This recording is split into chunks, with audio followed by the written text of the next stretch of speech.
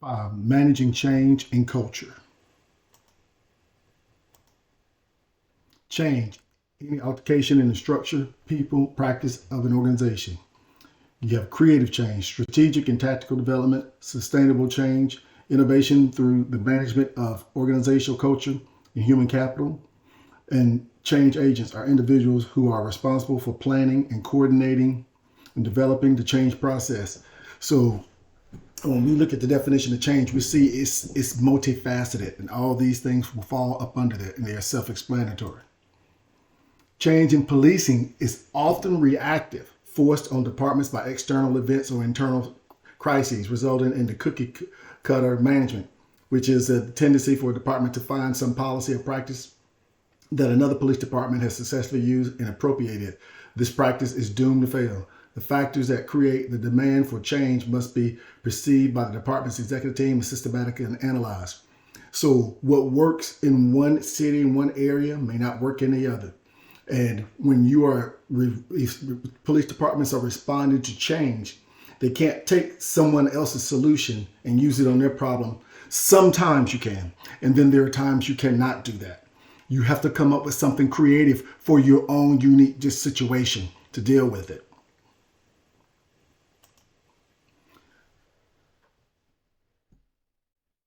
Satisficing. When an administrator feels pressure to appear decisive and does not take the time to fully analyze the problem or issue generating demand. Individuals seek to handle the demand quickly with a good enough solution that offers the least certainty and risk for themselves. Decision making that resolves day-to-day surface issues only and fails to consider the long-term impact on the department. Satisfaction is a primary source of the managerial dictum that holds the yesterday's solutions are often today's problems. It creates an organizational mediocrity and maintains the department's status quo. So you will find some people sometimes say, well, we need to hurry up and make a decision. And that can be true and not true. A lot of times when they mean hurry up and do something, make it look like we're solving a problem. And that's not a good thing. What you want to do is, as a police department, you want to be able to, you might want to hurry up, but you want to take your time to make sure when you do implement an action, it is the right action and it's been well thought out. And if you don't, the things that you implement today can, in essence, cause you problems later on in your organization. And also, too, sometimes people get forced into the situation where, well, we need to hurry and fix this right now. And it may fix something right now, but what they did is they just dealt with a symptom. They didn't deal with the illness, the problem.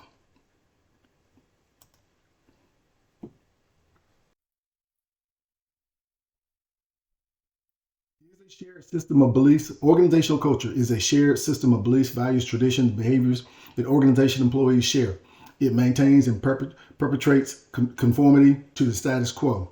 Status quo bias is often at the heart of resistance to change because people like to do exactly what they have always done. Culture is displayed in patterns of behavior, such as at ceremony events, continuous behavior, activity, official and unofficial, written and the spoken ways of doing things. It is also reflected in the manner in which which employees treat each other, what they brag about, the job-related stories they tell, what members wear, and the types of behavior in which they consistently engage. So when you look at the culture, it encompasses a lot of different things. One of the things is people, the status quo doesn't like to change. We like to do things the way we've always done them. The problem is times change and situations change, crime evolves and people evolve. And as a police department, you have to evolve to be able to deal with those. And what you find sometimes is your culture is such that it resists the change, or it resists the evolution of your department and what you do and how you think. And that can be problematic when you're trying to solve today's problems with yesterday's solutions. Types of change. You have plan change. So a series of plan steps that involve problem identification and analysis, solution development and implementation process, and evaluation. So this is stuff that, you sit down and it's been planned out. People talk about it, you discuss it, you come up with a game plan.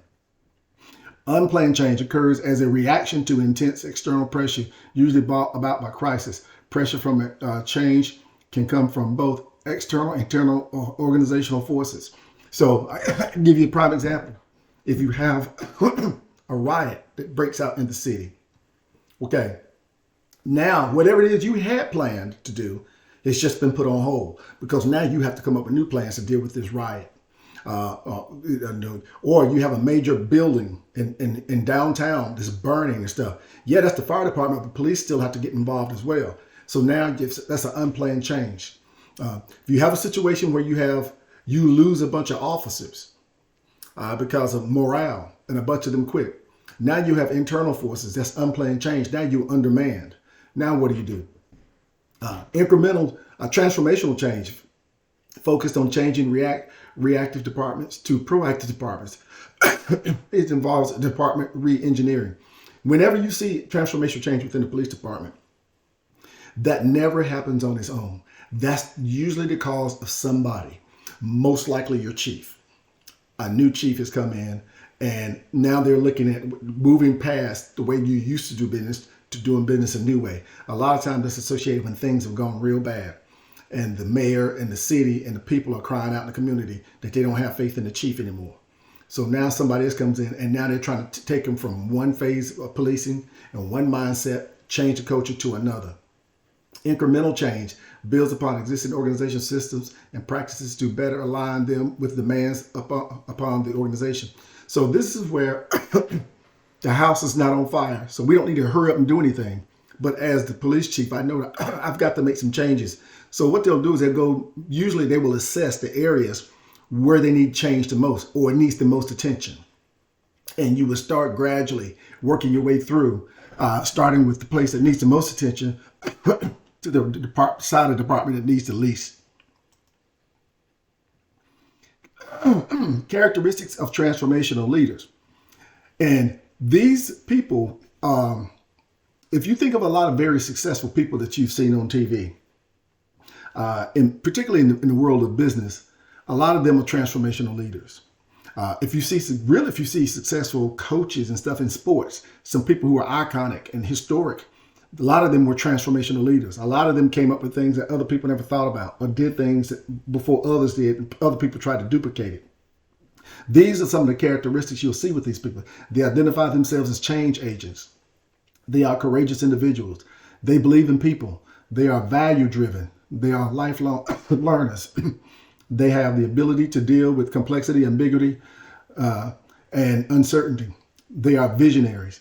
If that right there to me probably says it all for me. When you look at it, they are visionaries. They see things before other people can see them, or they see things that other people can't see. And then they come up with strategies and things to get other people to follow their vision. And that's what transformational leaders do. You even see transformational leaders among criminals. The ones who run gangs and groups and stuff, the leaders, a lot of them are transformational leaders. They're just criminals and they do unlawful things, but it doesn't mean some of them are not transformational leaders. Transformational leaders perceive their departments as open learning systems that exist in complex, demanding environments. They understand the need for modification in police strategy, organizational structure, processes, and function. Initiate change efforts that involve the effective use of information analysis, problem solving, and development of flexible operational strategies to meet public safety needs. Seek to create learning organizations focused on effective performance, crime prevention, community engagement, information management, managerial accountability, ethics, and control of crime. Learning organizations create, acquire, transfer, and apply knowledge to modify performance and achieve improved outcomes. So when these transformators get involved with these organizations, they want them, there's no such thing as we know it all. I've been here 40 years and I know how to do this. No, they always see we all can continue to learn. We can all continue to grow. And that's how they want their organizations to be. One of the things about it, when people become humble and say that, you know what, I don't know everything and I can learn new stuff, they have a tendency to be more open. And in law enforcement, that you find a lot of times you have people who believe, you know, there's one way or two ways to do something, but no other ways to do it.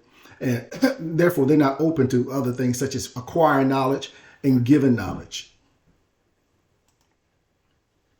Dysfunctional organizations.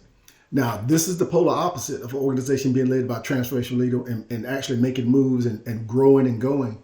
This is the total opposite. They fail to serve the purpose for which they were created. Instead, they expend their efforts and resources in simply maintaining their own existence. They are three stages which organizations become dysfunctional. So this is organizations that pretty much, for the most part, they just want to find ways to stay afloat in what they do, not necessarily do a job that they was hired to do. Stage one, a department lacks a clear sense of direction. The department lacks a vision, goals, outcomes. Performance expectations are unclear and variable. The department lacks intelligence gathering and analysis.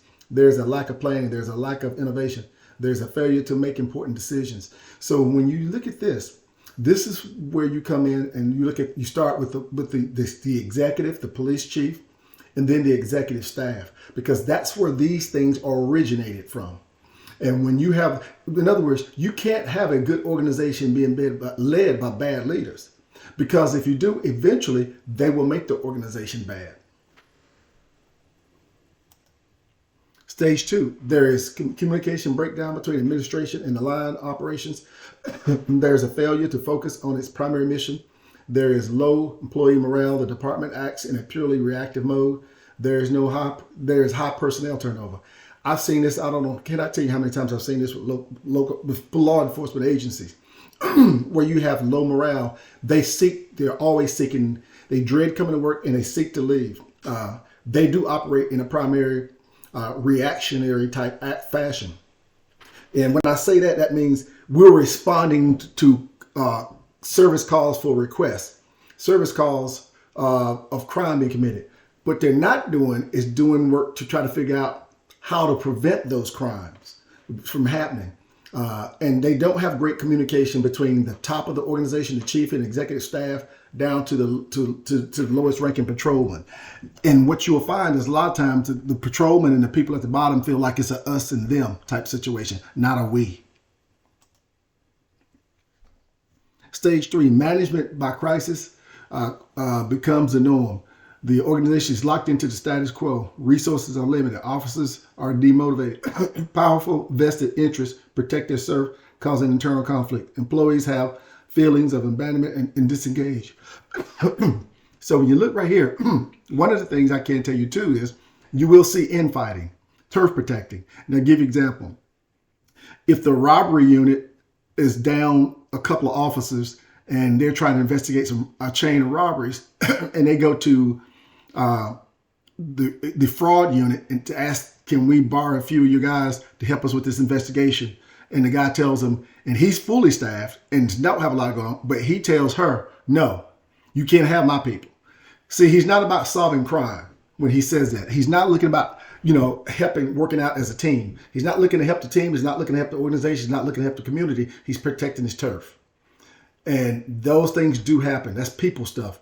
The officers are often demotivated. Resources are limited. And it is management by crisis. So as soon as something happens, we got to figure out how to manage it. Not manage, again, being reactive, not proactive.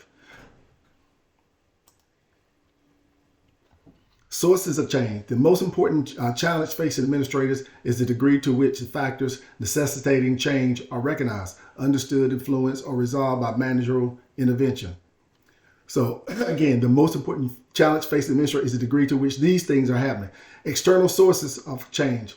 Factors outside an organization that have the power to affect the organization. These external forces are not under the department's control. So external forces are, first of all, the mayor's office.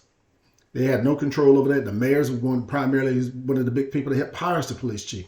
Other organizations, the fire department, none of these other departments, they're all city employees, but the chief of police has no control over those. Internal sources of change, factors found within the organization. So when you look within the organization, you'll find factors that can change your stuff, such as new people coming in and bringing new ideas, and they can be the source for change. If you get enough of them in the right place and making the right decisions, they can have a positive impact.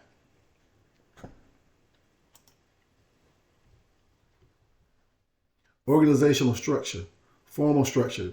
defines employees' roles and their places in the organizational hierarchy of authority. It creates rules and part. So when you look at the formal structure, this is how is the organization is set up to be effective. Is it set up effective? Do you have a structure that's consistent with conducting law enforcement, conveying information, and having a good chain of command? Or is it something that you need to take a look at because you don't, and because you're set up in a way that's not usually conducive to handling what you need to handle? For instance, do you need to have a specialized unit where you live and what's going on in your area? Do you need to have certain specialized units to handle certain things? Informal structure is the interlocking of social network of relationships that governs how people work together in practice. It is formed through the informal connections and relationships between the organizational employees through which work is accomplished. So this is when you have people who are working in the area and they establish ways to get things done. So when you have a police officer, a patrol officer, he's working in the beat, he's walking his beat. He knows if he needs to call social services about some children being in danger, he knows who to call. He knows if he needs to call the prosecutor to ask a legal question, he knows who to call. He knows if he needs to call animal control for dogs and stuff, he knows who to call. Informal structure, but this is the working relationships that they will establish. Organizational processes include all the activities required for the organization to function in the policing, and this involves administration, operations, and support. So when you look at it, you have to have the administration. In administration, this is where you have a lot of civilians employed. And if some police departments view them as second-class citizens, the problem is the law enforcement officers, the police officers, a lot of times you can't do your job without the administration being handled by civilians or the people who handle those types of things. Very important. The operation side of it, you have the operation side of actually how to get things done. The equipment, the logistics, the planning, the vehicles you use, the equipment, the type of equipment you use, the type of firearms to work. Support personnel. These are people who might be like your civilian crime scene investigators, or your lab where they test the drugs and test guns and things like that, or investigative analysts who work with units to help them out as far as getting people identified. All these things that come into play, and there's all this stuff is all of it says right, all of which are sources of change and in some instances internal conflict. Organizational conflict can create change. A certain amount of organizational conflict is functional and healthy. Conflict can be one of the things when its conflict is functional and healthy. What it requires one to do is to adapt. In order to deal with something, it's going to require you to make some changes that are necessary, and that's good and healthy when it's done that way. Functional conflict is a positive factor that can energize people, lead to goal-oriented behavior, and create higher levels of achievement, awareness, and understanding under the right conditions. It can generate creative problem solving and produce adaptive change. So when you have this functional conflict, a lot of times, and that happens in some police departments, it happens multiple times a day. And as a result, people use it as learning experiences, and they adapt and they figure out how to get things done on the fly. Dysfunction conflict can have a negative effect on an organization, preventing goal achievements and leading to negative performance, behavior, internal crisis, and leading the organization to score. Bottom line, when it's dysfunctional, depending upon what degree it can have a major outcome not only on the mission of the organization, the performance of the organization, but also affect the level of which the police department can actually do their job to protect the community.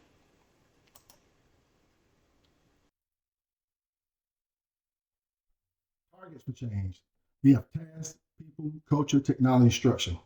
Task, the nature of the work represented by the organization's mission, objectives, and strategy, and the job designed for individual group stuff. So when you look at this, the targets for change, this is always going to be an area.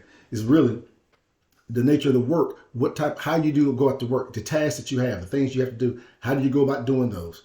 Do you have a mission and mission statement and organizational objectives that's consistent, strategy, and how to get things done? People, their attitudes and the competencies, as well as the human resource system that supports them. So remember I told you the law enforcement officers, after doing their job, What's their attitude? Their attitudes are going to be reflecting what their attitudes is going to be reflected based upon the culture in which they work in. And for them to do their jobs, you got to have the human resource system that supports them as well. Remember, they're employees like everybody else, and they need benefits and they need support. And a lot of times they get injured on the job. Somebody's have to work with them to help them with that.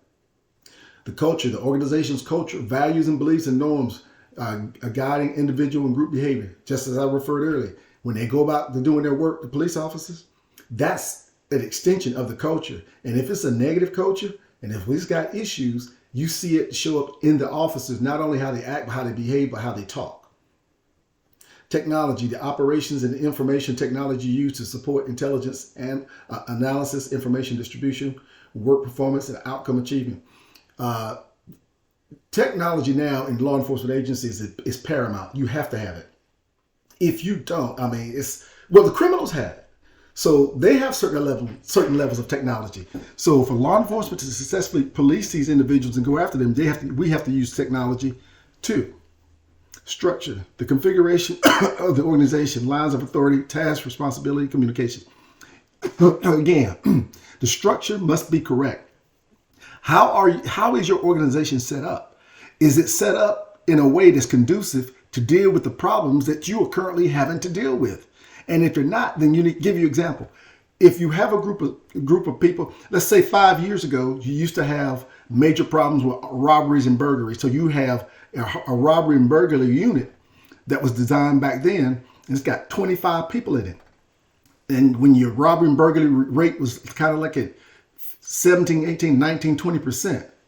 Now it's down to like 6%, but you still got 25 people over there. But yet and still, rapes and homicides have gone sky high, and you've only got 8 people in each one of those units. You're not set up right. You're not configured right. So you have to make those kind of decisions to make sure that you're able to go out there and do your jobs effectively. Effective change agents are problem solvers, strategic thinkers, and decision makers, are flexible decision makers who seek to understand the totality of the forces affecting the problems they are confronting, develop their ability to perceive problems that exist and create solutions to resolve them. This ability is based upon strategic thinking. So what you find with these types of people, these are the people who actually have, whether it's through experience or naturally have it, they have vision and strategy, and they're problem solvers. Again, they can think and see stuff that people can't. And they can see a unique situation and a problem that there's not been a solution for and try to come up with something for it. And then others will follow suit. So every department needs to have these kind of people who can think like that. If they were in corporate America, if they weren't in law enforcement, these are some of the kind of people I think would have been good entrepreneurs because how they think. They are very good at strategically thinking about things.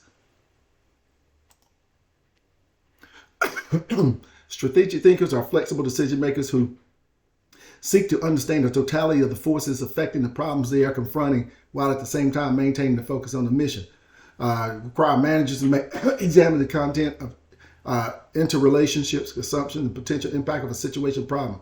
This type of thinking enables change agents to develop an understanding of all sides of complex issue. So when we look at this and see, this requires an analytical mindset.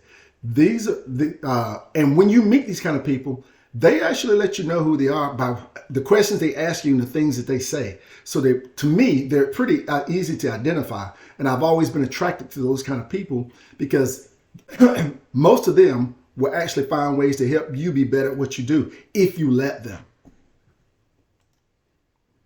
Plan change process. Unfreezing the status quo, creating dissatisfaction with the status quo and gaining acceptance of the change. So I'm telling you, when you talk about changing the status quo and changing the way that people used to do stuff, you get a lot of pushback. You might even get resistance. And in some cases, worst case scenarios, you may have people try to undermine you. It's not easy, but it can be done. But in the process, I will tell you, it will ruffle feathers and people will not be happy about it. Changing to a new state, mobilization alignment process, refreezing the new state. So once you undo the way they do stuff and then you implement new ways of doing stuff, then you have to codify that and refreeze that stuff and get that to stay and let that be the new state of the union and how you do business. Key elements of a change model: vision, goals, objectives, strategy, tactics, action plan, controls, feedback, measurement of impact outcomes. So when you look at it, there are multiple things that comes into play. First of all is the vision. Somebody having the vision and then coming up with the goals. Then from there, we can come up with objectives. After that, you look at that. Okay, now we have a strategy to do that. The tactical way we're going to go about it. Now the action plan about it, the strategy, you come up with a strategy. Now the action plan is actually doing it. And the controls, what type of controls do you have in place to ensure that things work smoothly? And accept feedback.